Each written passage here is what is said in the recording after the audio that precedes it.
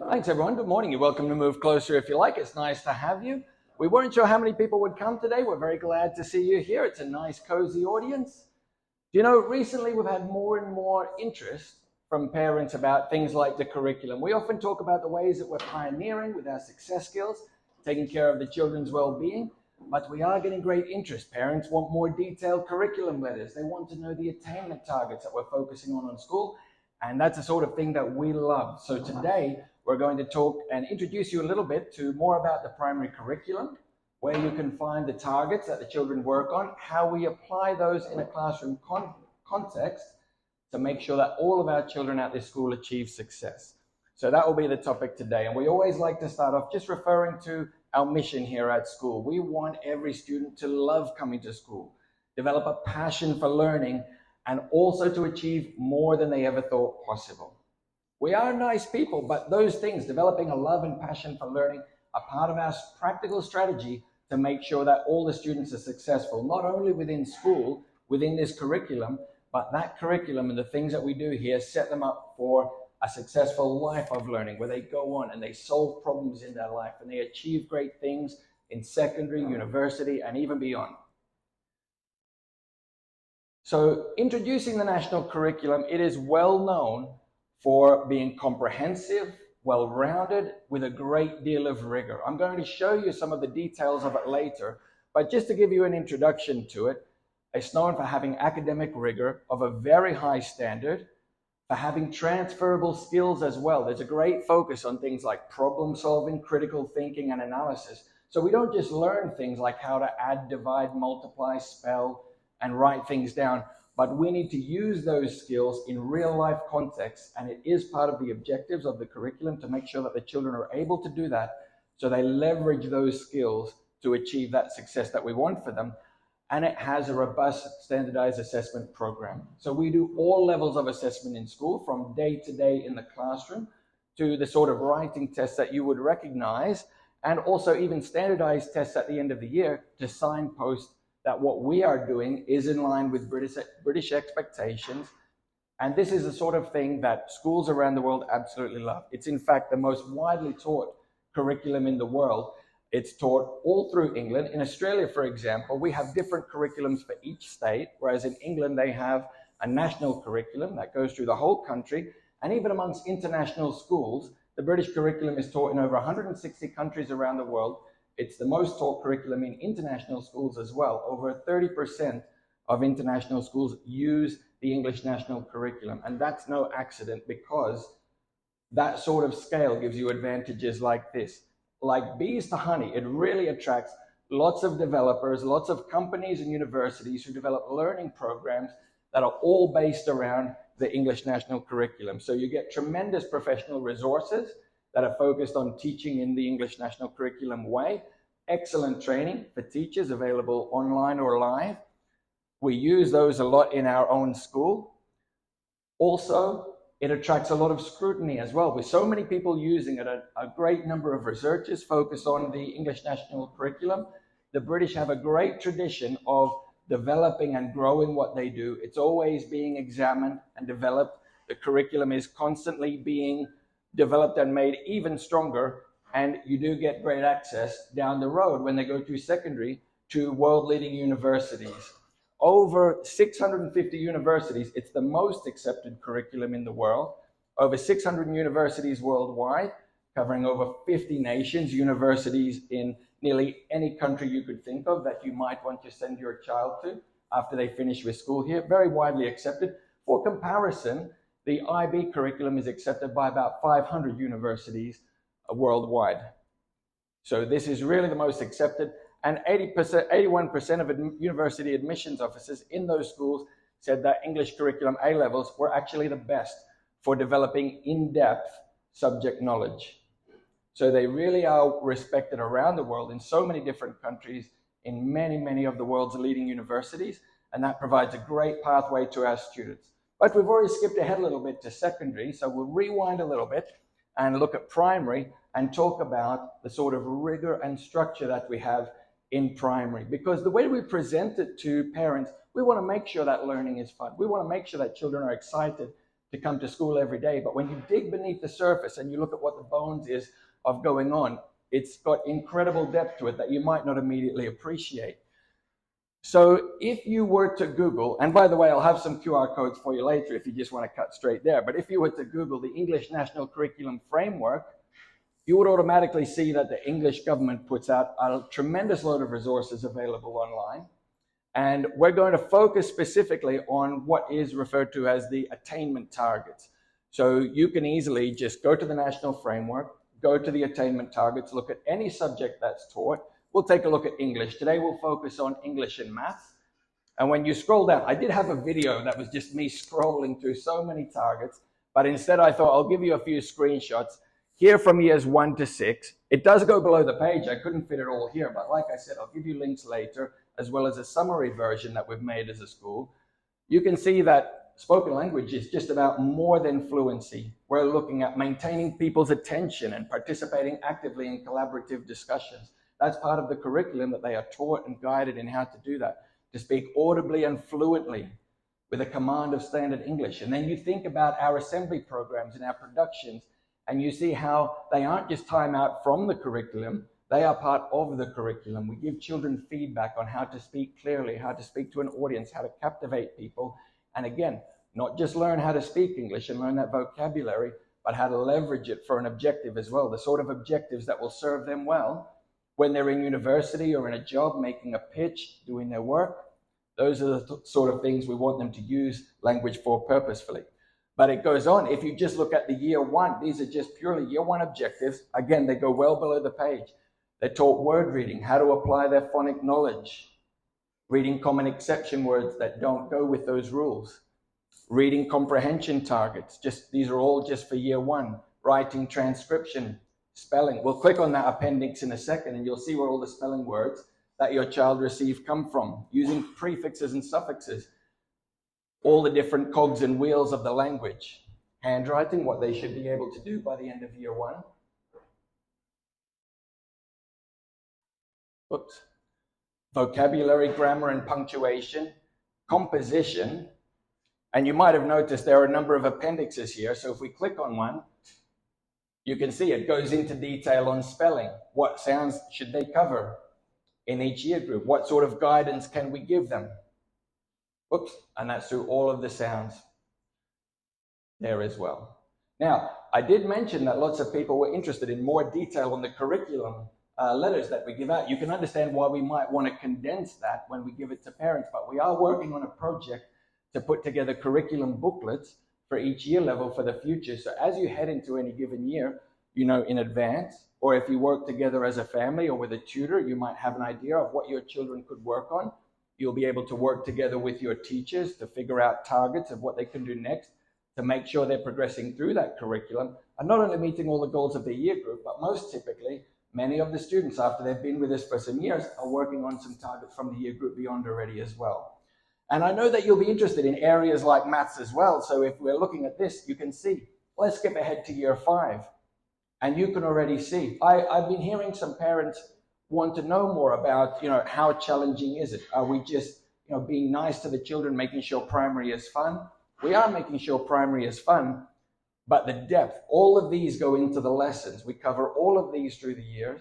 Things like the maths curriculum move along at quite some pace to cover all these fractions, measurement, number, geometry, statistics. And in the planning that the teachers do, they're trained to make sure these are fully covered.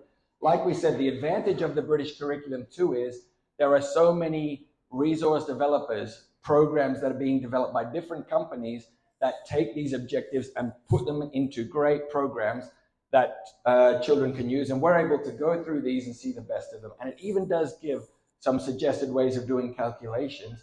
Although I should mention within the English National Curriculum, they encourage looking at different methods so that children can apply different methods to different contexts and not become too robotic with it. As we said, that critical thinking and analysis is a big part of what we do.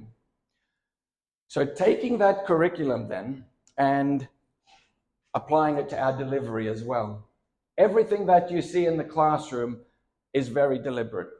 All of those things, this is our primary curriculum right here. You can see it's quite broad. And by the way, not only in English and mathematics, but in each of these areas, there are objectives online for each different area. What they should know for science, history and geography are in our integrated curriculum.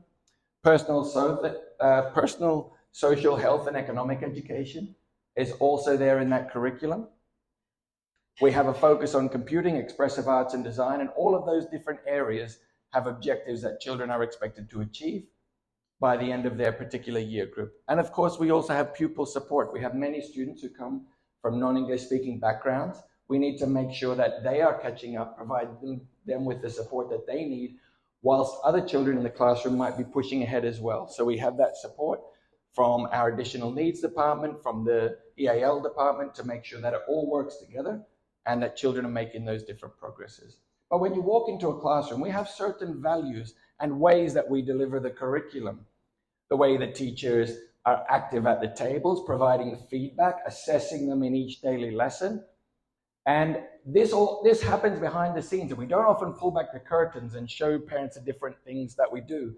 But the quality assurance timetable we have in the classroom when it comes to curriculum delivery is very, very active, even grueling for the teachers. So we go in for formal lesson observations and feedback sessions.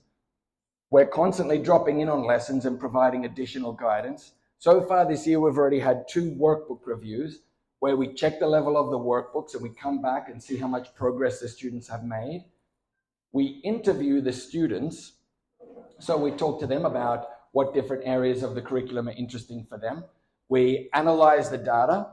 We have professional learning visits where the teachers will go out into different classrooms, and we involve ourselves in performance management cycle and target setting. I'll show you what it looks like. When we drop by a classroom every time and do our formal feedback, it looks something like this.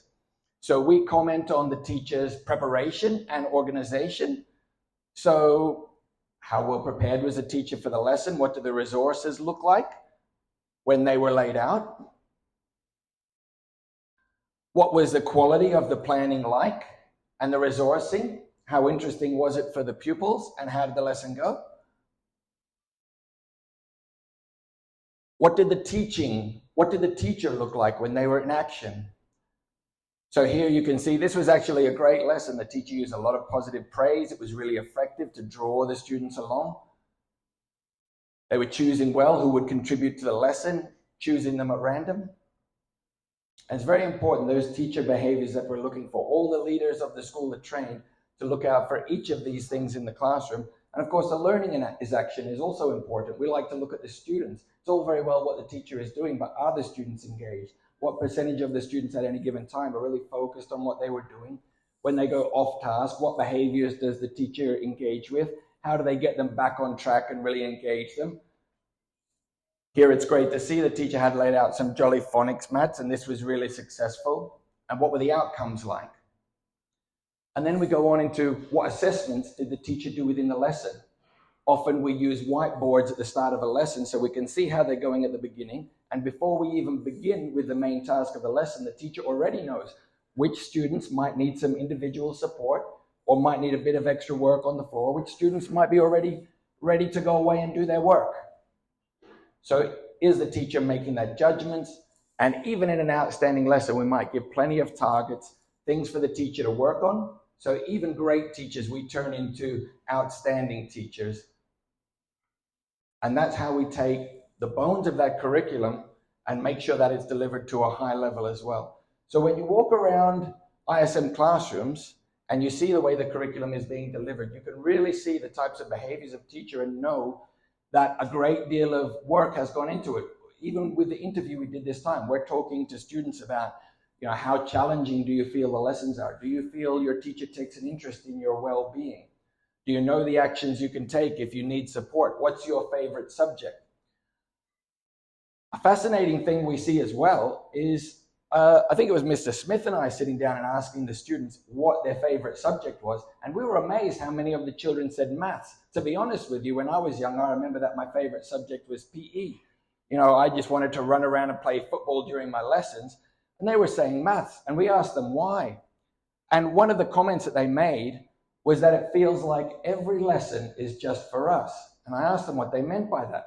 And they said, well, when you go into a lesson, you can kind of get a different level of difficulty depending on how you're feeling. So I wanted to show you, even typically within a maths lesson, this is just from last week in a year 4 classroom, you can see what we do is we guide them. So when we're working with them on the floor, the teacher might use what we call formative assessment as the lesson is still forming, seeing how they're going. I often used to keep children back for a master class on the floor if I could see they weren't quite getting it. Or I might guide them to try some of the easier problems on the board, do 3 or 4 of those. And if they do well, they can try a trickier one. Or if they feel confident, they can choose a different level. So I might encourage them to try the harder ones.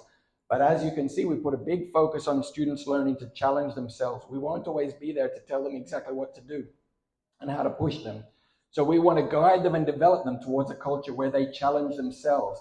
So when you look at a typical maths lesson, you would see that in this year 4, they can work on the typical challenges for a year 4 student. They can get extra support when they need it, but if they feel ready, they can try some really tough types of year 4 challenges in line with the curriculum, or some multiplications that would be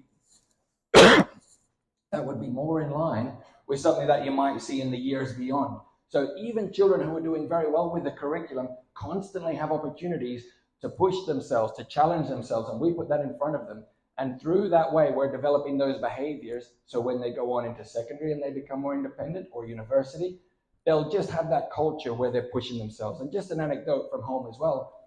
My own son, who's in year 2, he's been pestering me at home to say, oh, can you please give me a maths challenge? And he's asking for things like long division and even, some double-digit multiplication, and he's getting it. It's great for me that he knows how to multiply things at that young age, but I'm even more happy that he loves to do it and that he's working on different areas of the curriculum, even beyond his year group, just because that's what he wants to do. And that's a sort of culture and excitement that we're trying to build. So you can see how even those pastoral targets earlier are very relevant to curricular progress as well. And I'll talk to you a bit later on about some other ways that you can get your children moving forward. Here's one thing that we'll need to note for later as well. You see, this is only 2 days later in the week, but already they're looking at a different part of maths. It's important to know, for reasons that I'll mention later, the curriculum does move forward at quite a pace. The children can do it. They do get plenty of practice. We do make the most of every single lesson. But you can see after we're working on something quite tricky like multiplication, we're already moving forward, looking at kilograms and grams, converting them. They will have done some practical activities related to this. We want to put it in a real world context as much as we can. So even subjects like maths become more than just numbers on a page. And then it comes to assessment. I think it was Elliot who mentioned to me recently that a parent had said to him that they presumed we had just looked at some of their work, like their maths results or their writing results, and just kind of found a best fit grade, whether they were 3 stars or 4 stars when the reports came out. A huge amount goes into those results, and I have Mr. Smith standing by. He's going to step in and talk about how we individualize the results and progress that we aim for with our students. But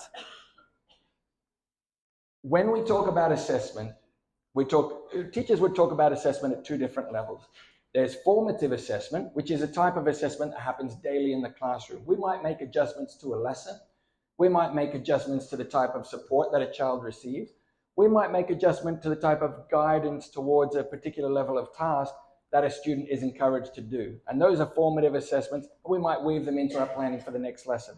Summative assessments tend to happen towards the end of a unit or a topic, and they're the type of assessments that you might normally think of when we do tests, when we assign scores, so that we can see how the child has done, where the gaps still are, and we figure out what we can do about that for each individual child as much as we can. So no 2 children's journeys through school is going to be rubber stamp exactly the same. We just have modular steps that we can take in terms of support, in terms of lesson structure, to make sure we address different children's needs. And it's important that we're also accountable for those, and that's why we report back to parents 3 times a week. And we have to keep in mind that each individual child comes with each individual need. So when you look at our assessments, in each half term, we go through different levels of assessment. And I'll show you in a moment, most of these tests you might imagine the sorts of things they would have on. So we test their science knowledge. We also conduct experiments and watch how the children conduct the scientific process. We have abacus math tests. We do writing tests. I'll come back to these writing tests as well. I'd love you to see a piece of writing, but it goes on through the year. And as I mentioned, we do GL progress tests, which are our standardized tests as well. And the service that they provide is also just a signpost where we're going. We exist out here in Moscow, sometimes separated a little bit from Britain, where a lot of these resources are created, and we have to make sure that we stay bang on track and making sure that when we say a child is 4 stars or 3 stars or really thriving in the curriculum, that we have evidence to back that up that also exists from produced outside of the school from different sources. So we have multiple different sources of information to let us know how those students are going as well. Even at various times of the year, we test them we give them questionnaires about their well-being, and we triangulate with their results. So if a child is progressing a little bit slower than what we would like, sometimes we see that it's because they need to develop their self-confidence more, their self-belief, or their relationship with their teacher a little bit more. So we give them more bubble time. They might comment on those sorts of things, and we might see a bit of a correlation between their results and areas like that. Here's a piece of writing. Let's have a look at this. This is from, I think, a year 2 student last year. This was at the beginning of the year, so you can see in September, once upon a time, there was a boy named Luca. He was happy, but he was scared of scary monsters. One night, he went into a bumpy cave, and there he was eaten by a scary monster. Luckily, he got out of the monster, and he went home, and he never went into a cave. Pretty good, actually. That's really great for the first month of year 2. And here's where that student got by the end of the year. If you just look at the handwriting, and there are still some spelling errors in there, but you can already see the progress, especially if you start to read it. If you see it towards the back, I can read some of this to you. Once upon a time, a happy good kitten who loved dolls. One night, the kitten was so happy because, ellipses, he was going to a hotel. The next day, his funny, excited family set off happily. In the next hour, they arrived at the hotel. Everything was good, but there was a monster. I spent ages trying to figure out that word, and I couldn't quite. The monster leaded the kitten to his room. The kitten said, "Can I have some water, please?" "Yes," said the monster. I'm not sure what that is. In 2 minutes, he turned around with poison, but the kitten didn't know it was poison. But the kitten said no. The next night, the monster made a plan. So, wow, what a step up in writing that is. And you can see how they're even using little details like punctuation to create a sense of suspense. So what would that look like from an assessment point of view? If you have a look at this, for each year group, those objectives that I showed you earlier get worked into a marking chart like this. So this would be the year 2 marking chart. And what we do is we take a piece of writing and we would tick all the things where we can see multiple examples from the child of what they've done. So can they develop and extend ideas logically? Can they use interesting and ambitious vocabulary, enough detail to interest the reader? And after they do a piece of writing, it would look a little bit like this. This actually is the marking for that exact piece of work. The first one would be here. Then you can see their progress through the year, and that other piece was their final one, so would be reflected here. And the teacher does this for every single piece of writing. So every half term when we do big writing, I actually, on my old Facebook feed, I think I have pictures of myself at home just staring at a huge pile of writing and giving like the thumbs up on my Facebook feed, like, marking. And I really enjoyed reading through those stories. It is quite detailed and it is a lot of work, but here's what you get. When you look at those things, you can see where the gaps are. And what you can see is, over the course of the year, and multiply this by every child in the class, you can see how the child is learning to fill in those gaps. They're learning to use sentences with different forms, like statements, questions, exclamation, commands. And you can see, even though they didn't quite use them, it wasn't suitable for this story, they did use it in 3 of their other pieces of writing that year. So they develop a greater and greater command of the English language. You can see that they're using it for a purpose. You see how the teacher is accountable and able to use that to push the child forward to a greater and greater level of skill in the classroom. And you can see, by the way, the child ended up with a 2A. You can see a little bit of ups and downs through the year, ending on a 2A. 2A means too advanced, so an advanced level for a year 2 child, which means we go right ahead and test them on the year 3 objectives. And this piece of work actually came out to a secure level for year 3, which means even if the child had written it at the end of year 3, they'd still be on 3 stars. We then match it up to a star level. So that would be worth about 3 stars at the end of this year. So that child is really well on track. And the challenge for the teacher then would be, we cannot have a situation. Sometimes you get schools that are too structured, where every child has the same experience going through the curriculum. But you can see that it will not suit this child, because they can already do many of the things in year 3 already. They need to be pushed, challenged. And you would hope that by halfway through year 3, they're already starting to look at many of the curricular objectives from year 4. We have to be accountable to every child to keep them moving. Mr. Smith, would you like to comment a little bit on that? I mean, all of those results go into chart upon chart, and we even have analysis sessions where we sit down and look at these charts. To talk with you a little bit about that, I thought I'd introduce you to the well-known Mr. Smith, who's going to talk about how we transfer that into progress for the children. Good morning.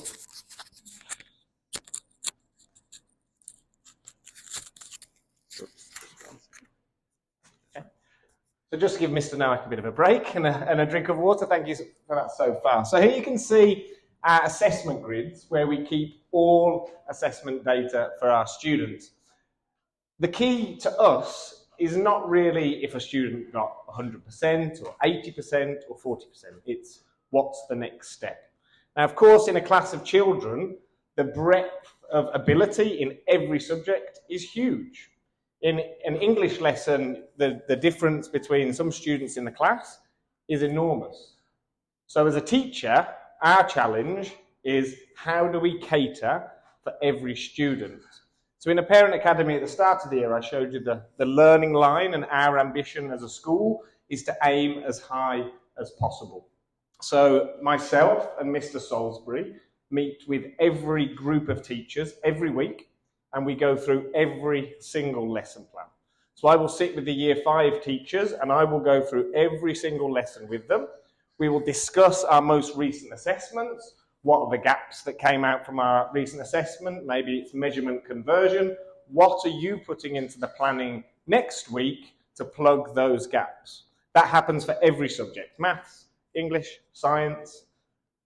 As well as that, every individual teacher will come and meet with myself and Mr. Salisbury and discuss every individual student and all of their data.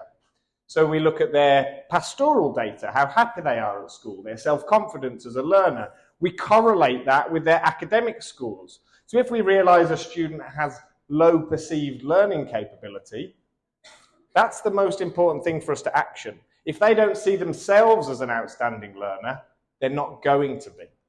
So we try to triangulate all of our different data points, whether they're academic and pastoral, and come up with actions for every individual student.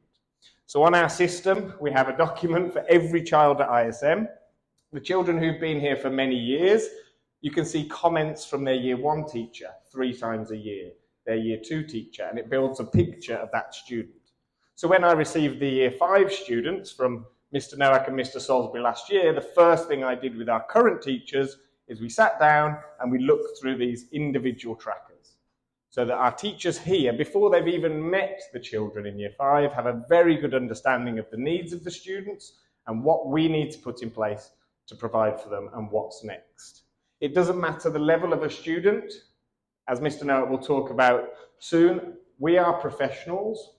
We are well practiced in taking students from anywhere and putting them above UK average and getting them into the top universities around the world. So I think the message I want to share with you today is, it's not like when I was at school where there was one task and every student in the class did the same task, no matter of ability. Myself, Mr. Noack, Mr. Salisbury, and our teachers here in Krylatskoe, we look at every individual student. And you should see that when you look in your child's book. Even in one lesson, you should see evidence of progress. So when I do book looks, as Mr. Noack spoke about earlier, Can I see evidence of progress over time, but in a lesson as well? And of course, if you're making progress in every lesson, and if you're evidencing progress in every lesson, over time, that student is going to excel academically. And of course, that's our ambition, paired with our outstanding pastoral care. Back to you, Mr. Mann.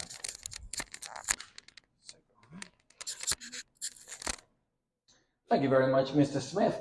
Actually, those book reviews are probably my second favorite thing to be doing in the classroom after the lesson observations. You can really project already by this time in the year, when we look back at the books for the second time, how the teacher is actioning the targets that we give. We look at everything from the pride and presentation in the books to the progress, the amount they produce each lesson. It's easy to project forward once you've done this for enough time and really project how that child will develop through the year and what they might need. And that's how we meet the objective of our primary assessment, making sure we develop a detailed academic picture of each child, we empower effective actions, and we make sure that we're accountable to you and the promises that we make to you as well, and to each of the children. There's one more thing which I wanted to mention to you today before we end today's talk, and that is one thing that you can do that's probably one of the biggest impact things that you might not have considered recently. I recently did a bit of a study on attendance at the school, and I correlated it with last year's academic results. And the results were there was such a strong correlation there that I felt like I had to share it with you. This is an attendance ladder that I found from online. This is from the British approach to attendance, and you can see you really want to be above 95%. They actually enforce the law. They're very strictly about absences. All must be approved. There are only certain reasons that a head of school might be able to approve absences. So they're really looking for 95% or above. And even if you're around 90%, you can see that's already in red, down to 80% being very concerning.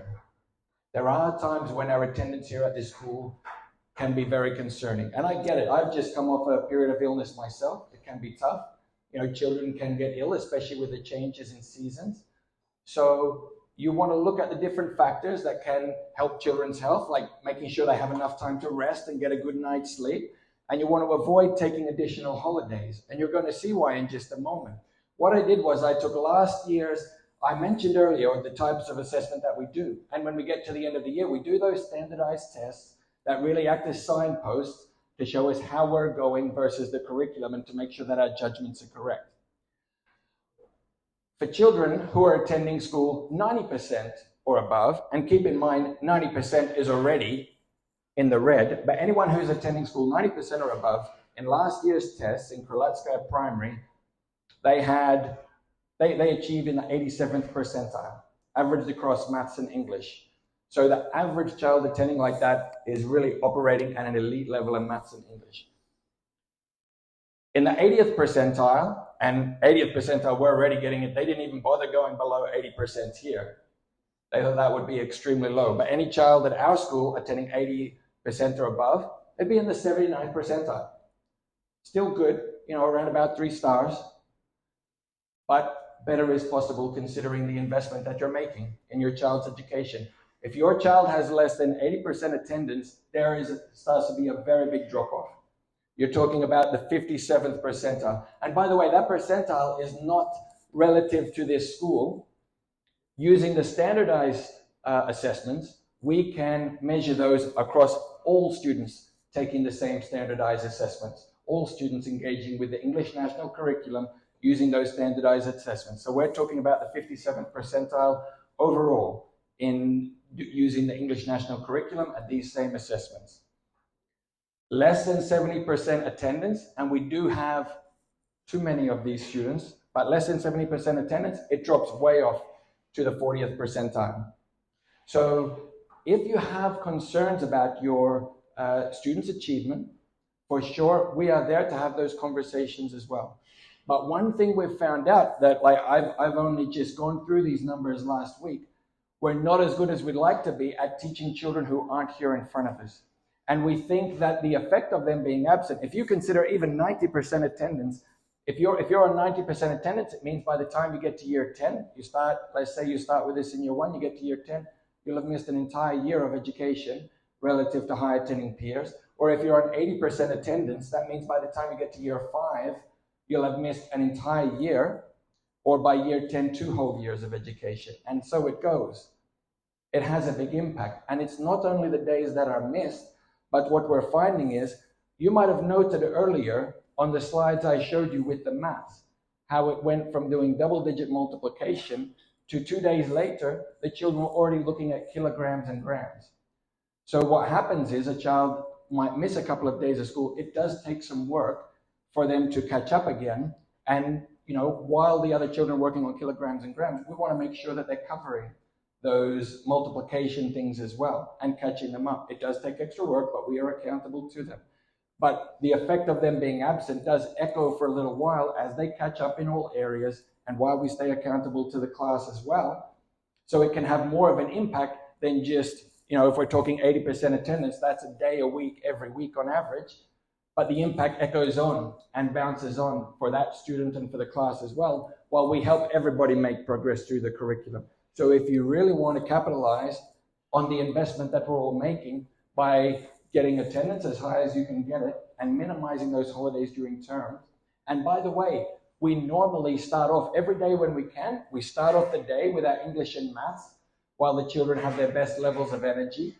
So arriving promptly at school as well, making sure the children have time to settle in and really get into those first lessons, having sat down, greeted their class, for 10 minutes, and then getting into the lessons. That's a great way to make all of those lessons count as well. So I'm sharing these with you, not to hector you, but to show you how you can make an extra difference as well. If you're great on attendance, then that's great. We're really making sure every lesson, every day counts. And you can see scenes like this, the children need to be there to make the most of every moment. So as we like to say, it does take a village to raise a child, or I even like to upgrade that. It takes a motivated and inspired village to raise a motivated and inspired child. So working together with you, maximizing that attendance, having the children here in front of us, our promise to you is that we make the best use of our time. We have a big curriculum to get through. We're doing everything we can to make sure every lesson is on point and meaningful. And through that way, we will be accountable to every child, making sure that they love coming to school, they love learning, and they really do achieve more than you would have thought possible, more than is possible elsewhere. So thank you very much for joining us. You're welcome to hang around, have a coffee, ask some questions if you like. Mr. Smith and myself are here. You're very welcome. Thank you very much.